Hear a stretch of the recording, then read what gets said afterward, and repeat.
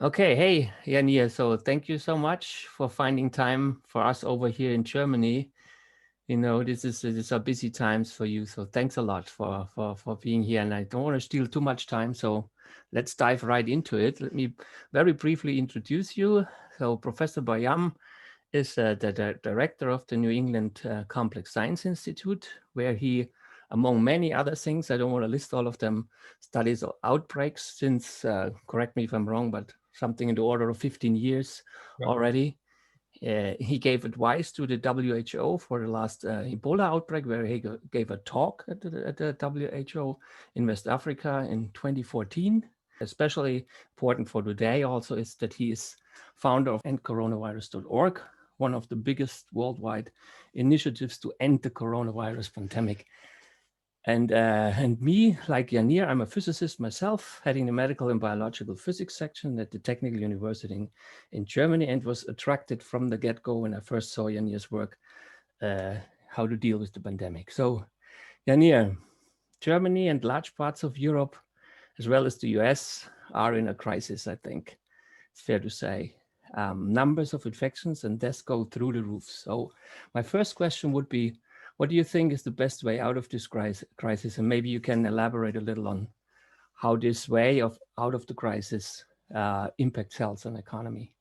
Yeah. So the first thing is really to realize that there exists an exit strategy, right? There's a difference between trying to live with a disease, trying to accommodate to it, trying to moderate it, and trying to eliminate it, which is really the only exit strategy. And and this shouldn't be too surprising. People talk about the idea of the disease becoming endemic, but we've eliminated many diseases. Many of the diseases we used to have 100 years ago, we don't have anymore being in the population.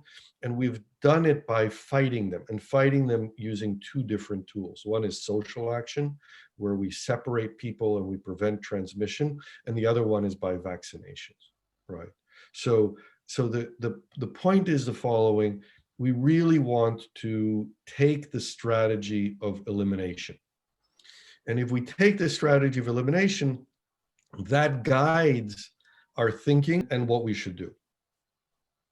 Okay. So, I mean, one of the things here I felt like when Germany went into the first lockdown, that citizens of Germany never really understood, including myself, what the actual long-term goal is, except maybe for perhaps like saving the medical institutions from like falling apart or collapsing. So, what do you think? What should be the goal? And could you give us? I know you are in Boston, not in Germany, but could you give us a rough estimate how quickly such a Okay. goal can be reached? The first thing is indeed to understand that the process doesn't have to take very long.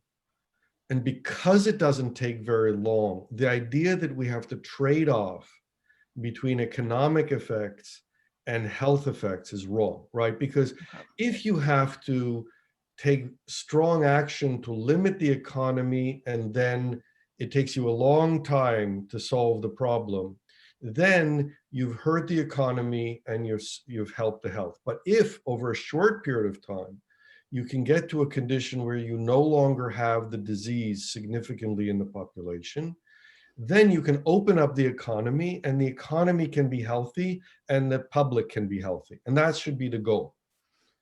So the question then becomes, what is the time frame? And here we sit almost a year into the outbreak, right? And part of the challenge in the discussion is that for me, at every moment, we're only 4 to 6 weeks away from getting rid of it. Okay. So basically 4 to 6 weeks, we can get rid of it. Then we have to be a little bit careful. Maybe it takes a few more weeks, but surely it shouldn't take a year. And in the meantime, we're still faced with a very long time of using vaccinations to help getting rid of it. And even vaccinations is not a guarantee that you'll get rid of it any more than it gets rid of the flu, right? So we have this challenge of what do we do in order to get rid of the disease? And the solution is to realize that if we take very strong and concerted effort, we will get rid of it. And one of the key points is that we're already doing almost everything that we need to do. Okay. Right? We're already paying the economic price, right? Why are we paying the economic price? Because the disease will dictate to us that we have to shut down. Okay. So right? The disease goes up and up and up. If we don't stop it completely, it goes up and up and up until we decide that we have to respond. It pushes us to the point where we shut down. But at every moment in time before that, we could have shut down. And any moment in time earlier that we shut down, it would have been easier to get rid of the virus. So the fact that we now have this much harder problem is on us, right? Because we let it grow. But still, if we wait longer, it will be even harder. And it will be even harder, both because there will be more disease, because it will take longer, because we'll get new variants of the disease. And the new variants may be faster spreading, they may be more lethal, they may be evading our vaccinations. So everything that we do that waits makes it harder and harder. So the question is, can we make a decision, a clear decision, that we want to go and get rid of the disease? And if we do that, then the direction is very clear. Should I talk about this for a moment? yeah, absolutely. No, go ahead. The direction is very clear. So once you've made that decision, the decision is to get the disease down to the point where you no longer have to use strong restrictions in order to control it. You can use very limited things. Contact tracing can identify a few cases. That's very powerful, right? And then you don't have to use restrictions that are holding back the economy. It's like firefighting, right? If you have a fire that's burning in your house, you don't say, well, it'll be hard to get rid of the fire, I'll let it burn. You put it out, and you're not guaranteed that there won't be another fire. This is one of the misconceptions. It's possible there will be another fire, but you'll put out the other fire and you'll keep it small and you won't let it grow very large, and then it will cause very limited damage and very limited harm. So the first idea is to get it down so that it is very zero or very close to zero. That's the first and most important idea. And then there are other ideas about how to make it more effective, how to be fast on the way down. That's super important. And how to keep it down, and also how to open up rapidly. And each of those things has its own set of tools. So going down fast, the important tools are making sure that everyone is on board to do this. Okay. People are working hard. It's not just that they hear restrictions, but that they know what the goal is and they're working on it. And you also have to make sure we identify sick, early case identification and isolation and quarantine has to be very effective. And we have to make sure that whatever people have to do, like going to the supermarket, is done very safely so there's very little transmission. We want to stop transmission completely. If we could stop transmission completely, it would take only 2 weeks to get rid of the disease.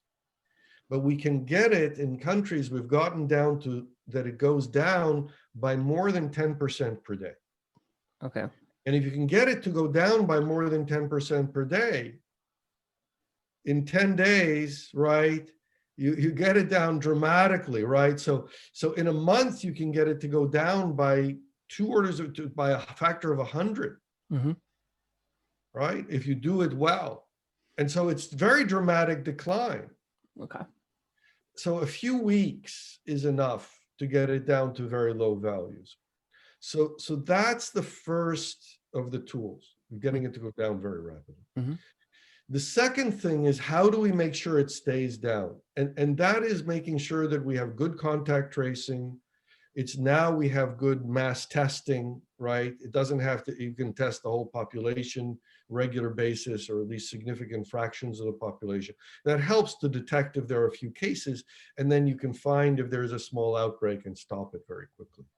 Go A ahead. very common concern here is maybe right maybe when you talk about it. So how to keep the numbers down is, or what you hear a lot here at least is, there will always be traffic. There will always be like virus peppered in a little bit. It will always pop up Right. here and there. Right. What would you respond to that kind of So the concern? first thing to understand is that it's always better to fight the disease with few cases than with many cases. Correct. Yeah. So even if you have a few, it's better to fight it that way than to fight it when you have 10,000 cases per day. There's no comparison. Yeah. Okay, so even if you have that problem, it's okay. But there are specific ways that we can fight this new cases. Because first of all, if you get to zero, you can use what we call a green zone strategy. Okay. And a green zone strategy is the opposite of what most countries are doing. What most countries are doing is that as the cases go up, they apply more and more restrictions. Mm-hmm. And instead of applying restrictions on the way up, what you do is you get the cases down and then you relax the restrictions when you have no cases. Okay. Okay. Because when you have no cases, no matter what the society is doing, they don't grow unless you get new cases. Mm-hmm. So what you have to do is just watch out for the new cases. You don't have to fight the cases that you constantly have present. And the second thing is that you use limited travel restrictions. The travel restrictions limit non-essential travel. Okay. Now, the more we are at zero, the closer we are to zero, the more we have security in zero, the less we need restrictions altogether. But as we get to zero, there are going to be some places that have no cases and some places that have cases. So if we want to open quickly, we want to free up the places that have no cases and let them open up. So we want to make zones, and these could be states in Germany, they could be little villages in Germany, right? There could be whatever is the natural partition. As soon as there's an area that gets to zero, you protect it using non-essential travel restrictions, and you can open it up so the economy can open up very quickly. So instead of opening up the economy by sector, you say we'll open up the schools first or the bars first or whatever it is that people care about, right? Instead of that, you open up a certain area. Okay. And you open up the areas. As the areas open up, then you open up the travel between them. Okay. And this can go very fast. It doesn't take very long. Again, a few weeks, but the advantage is that you relax the restrictions on the economy. And so you have social activity and economic activity. So in Australia, for example, one state had an outbreak, but the other states were normal behavior. You had, in that state, you had a time where the core of the city was still having cases. So there were restrictions there, but most of the state didn't have any restrictions. Now, how to do the travel restrictions, now we have to talk a little bit more detail. And part of the answer is that you say, well, we will limit travel to essential travel. And again, all of these restrictions are only on the order of weeks. This is very important. It's not a long time. So you limit the non-essential travel, and then the essential travel, you make it safer.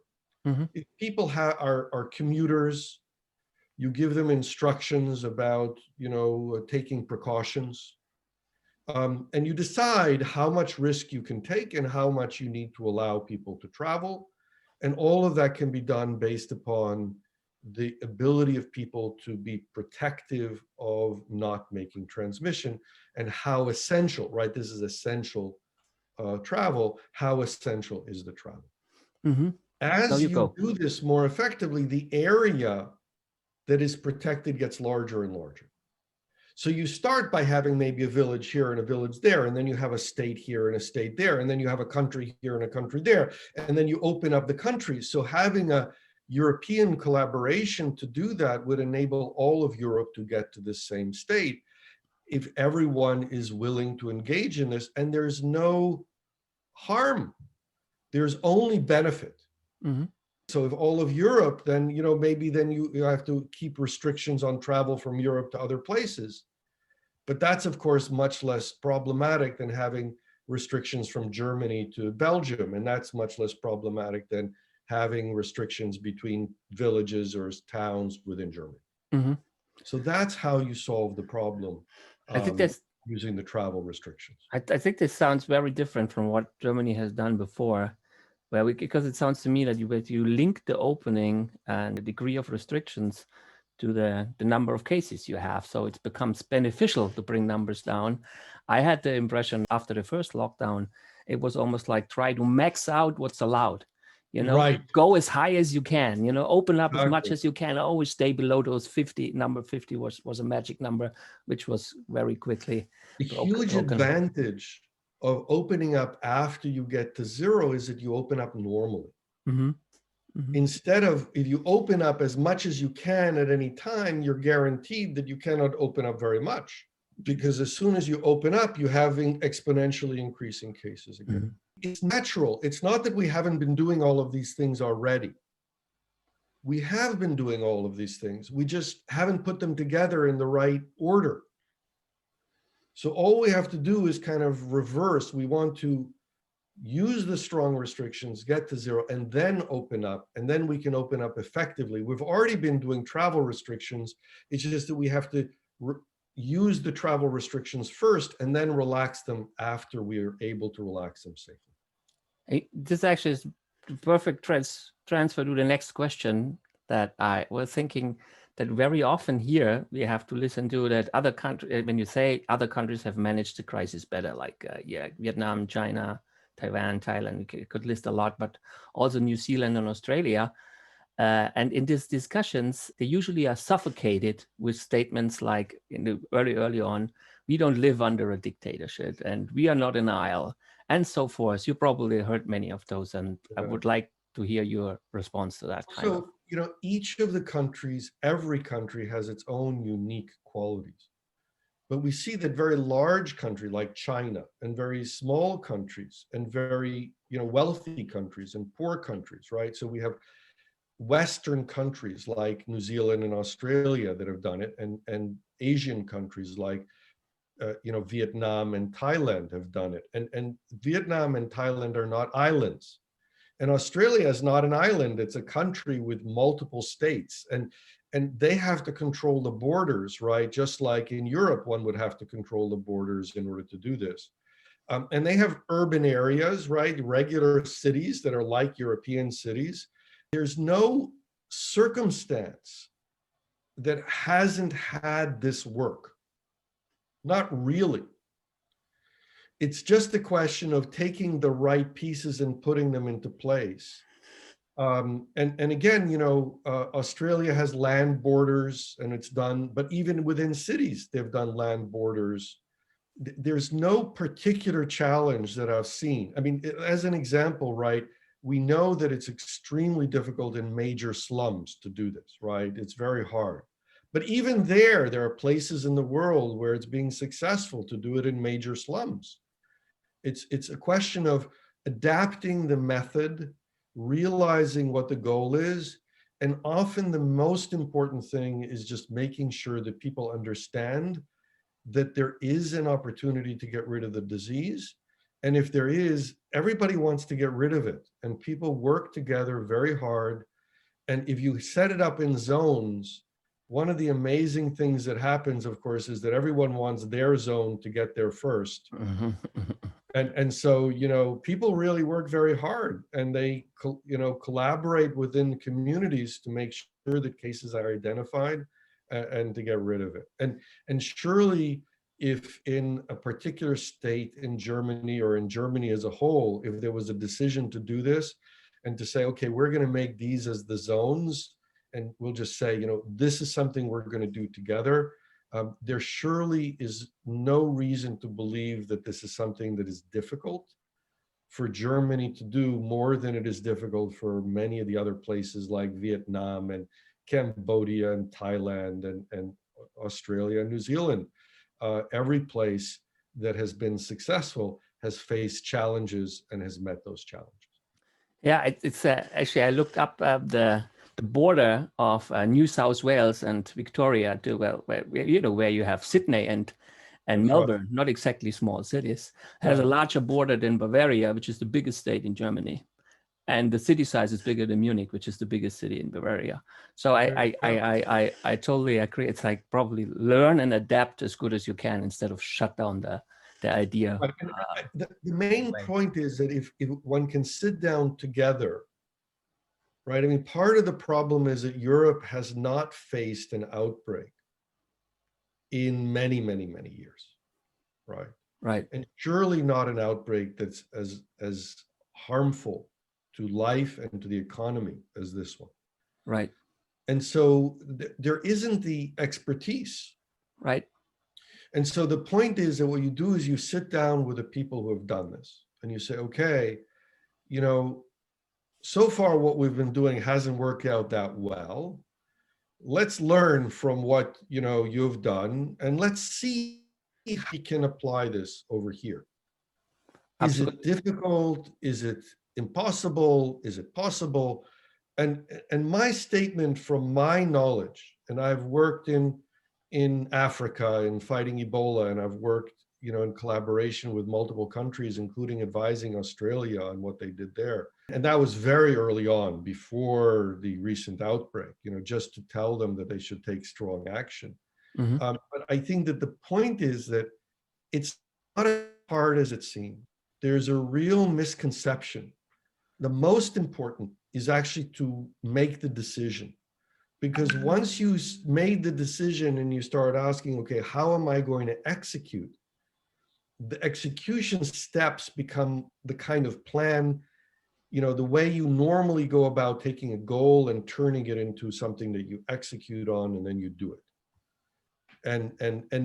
And part of the point is that it actually becomes easier and easier as you go forward, right? Because as you reduce the number of cases, it actually becomes less hard rather than more hard, more difficult.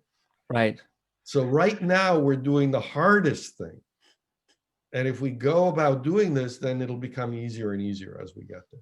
No, it's definitely one thing we want to push here. I want to start pushing with this, and through you, I met Stephen Duckett from Australia, and I will have him on here too to look at it from somebody who actually does it. You know, it's not just a hypothetical model that you're proposing there. It's done, and it works right at this moment. So we will do exactly trying to do that, bringing people together and share ideas and see how we over here can learn from other countries and not just suffocate any idea. And anybody that says it can't be done, they should be faced with what was done at this point and ask, not just sort of flippantly, but, you know, very specifically, why it was possible to do it there. And again, Australia did it well. It's possible to improve on it and to do it faster and to do it more, you know, I mean, every effort has, you know, people did things in a certain way. And I have no doubt that Germany can learn from them, and not that it will be harder, but that Germany can improve on the process and be successful. That would be something I would definitely like to, as many others would like to, because right now, I mean, I can't imagine anybody's liking this, whether you are on the one side or the other side of the spectrum. I want to pose one last question that you kind of touched on a little bit already, which is about vaccines, because there's a lot of talk about it right now. They're coming out, and you know, people ask, isn't that the solution of all our problems now?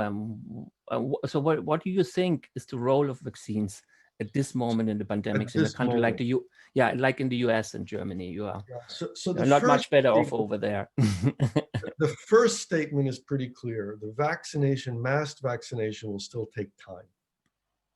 And let's hope that it goes very fast, but the most likely scenario is that it'll take 6 months or more, up to a year, before it's widespread vaccination.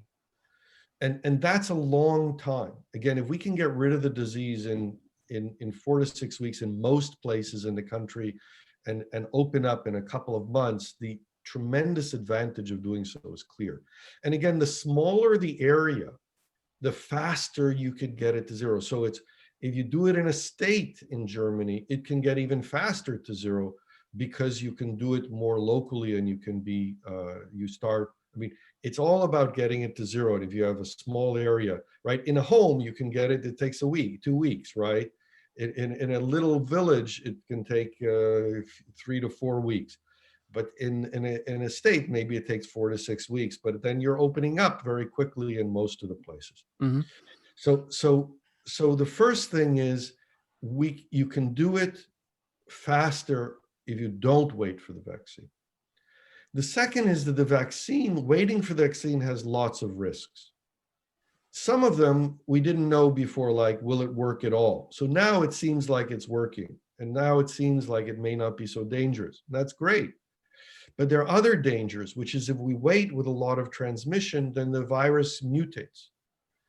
And as it mutates, it creates variants. And the variants, as we've seen now, can be more rapidly transmitting, they can be more lethal, they can evade the vaccine.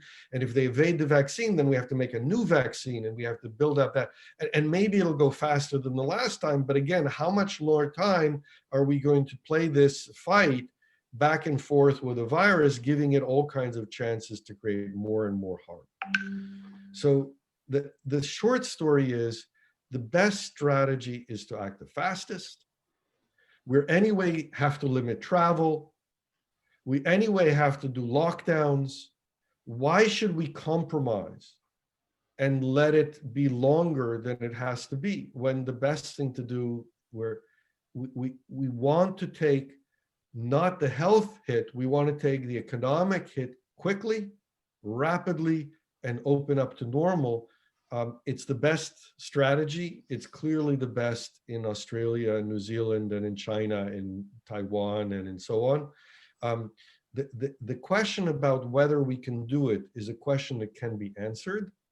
And even if it turns out to be difficult, even if we can't quite make it to the goal, which we probably can, it's still better. It's still a better situation.